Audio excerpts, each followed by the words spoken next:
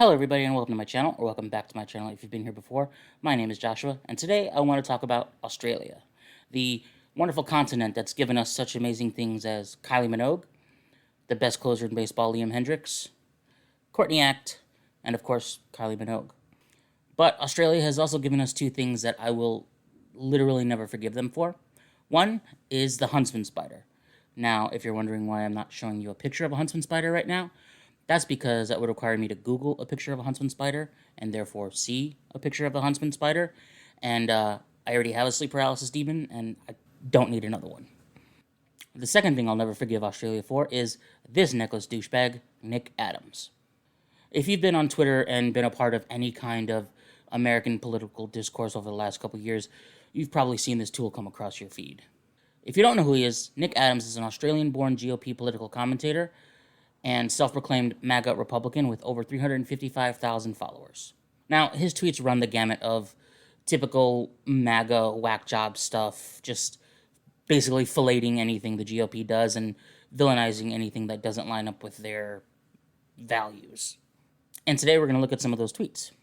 Now, an interesting note is that all the tweets we're going to look at are only from the last few weeks, because Nick Adams' tweets, like me in bed with a woman who's shown me the slightest bit of affection, come hard and fast. But before we do that, if you like what I do, please consider liking, subscribing. It's free, easy, and really helps out a small creator like myself. Thank you. I love you. Now, if you look at some of Nick Adams' tweets, you're going to find yourself wondering, like a lot of people do, if he's being satirical because of the batshit things he tweets, like this. Kid Rock should release a new album the same day as Taylor Swift. People are craving real music with thought-provoking and emotional lyrics. Who better to give it to them than Kid Rock? I guarantee his album would outsell and outclass hers. Now look, even if you hate Taylor Swift, which I don't, I actually like Taylor Swift. Like, a lot.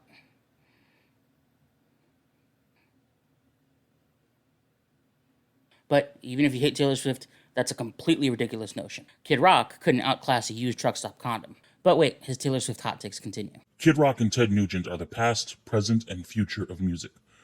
Taylor Swift is a depressing and whiny relic of the late 2000s and early 2010s. Taylor Swift's legacy will never come close or compare to the legacy of Kid Rock and Nugent. That's right. Ted Nugent and Kid Rock are the past, present, and future of music. These two are the future of the music industry. You know, the one-hit wonder and the guy who needed Sheryl Crow to give him credibility. One more Taylor Swift hot take from old Nikki. Raise your children to be like Kid Rock and Kyle Rittenhouse, not Taylor Swift and Harry Styles. I'm just gonna let that one speak for itself. Now, unfortunately, Nick Adams is not being satirical. In fact, he's being something that could be considered arguably worse, which is a blind contrarian. Or, as political science experts call it, an asshole.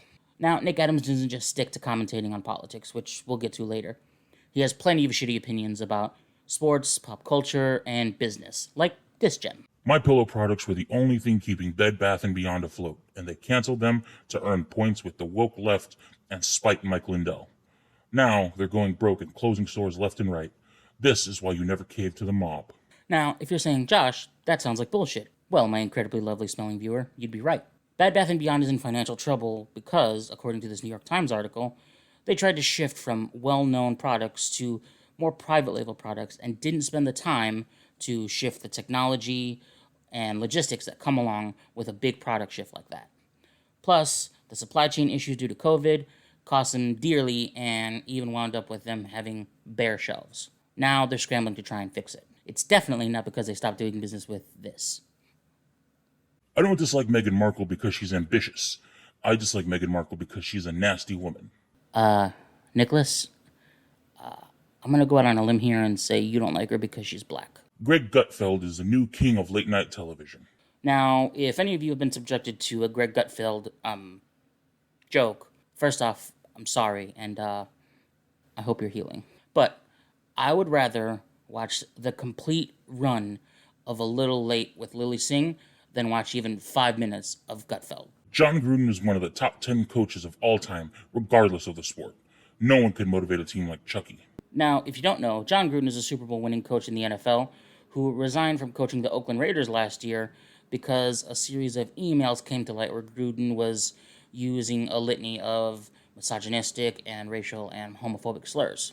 And of course, little Nicky has no problem defending Gruden and calling him not just a top 10 coach of all time in the NFL, but a top 10 coach of all time regardless of sport, which is bullshit because we all know the top 10 NFL coaches of all time are.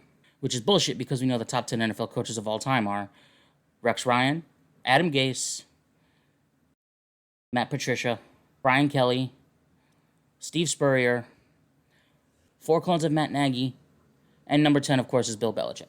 Now, of course, Nicky's bread and butter, well, he's Australian and sucks, so his Vegemite and toast is political commentary, so let's take a look at some of those tweets. Whenever I am down, I think about President Trump's immediate... Whenever I'm down, I think about President Trump's imminent return to the White House in January of 2025. Without fail, this brightens my mood every time. Look, dude, if you get a boner, just say it. Be honest. This is a sex-positive space here. Barack Obama was a semi-fascist. Joe Biden is a full-blown fascist. I don't think you know what the word fascist means. But then again, do any right-wingers? Rand Paul's courage forced Fauci to resign. Now we must investigate Fauci. Guys, mark it down. August 23rd at 11:37 a.m., the first time in history, Rand Paul's name and the word courage were mentioned in the same sentence. Welcome to a moment in history. And finally, it is August 18th, 2022, and Joe Biden remains the most dangerous president in history. Once again, I'm going to call bullshit because we all know the most dangerous president in history is Jack Teddy Roosevelt. That's all I have the stomach for today, which is saying a lot because I have a pretty big stomach. But all this ridiculousness we looked at today, again, was only from the last few weeks. There's plenty more insanity where that came from. And I'm sure in due time we can revisit this asshat's Twitter account and find even more craziness. So, that's all for today's video. If you liked it, please like the video and consider subscribing.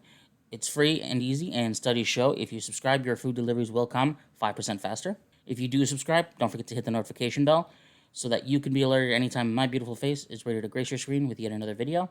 If you'd like to support my channel, please consider becoming a patron or donating to my Ko-fi, both of which are linked in the description box below.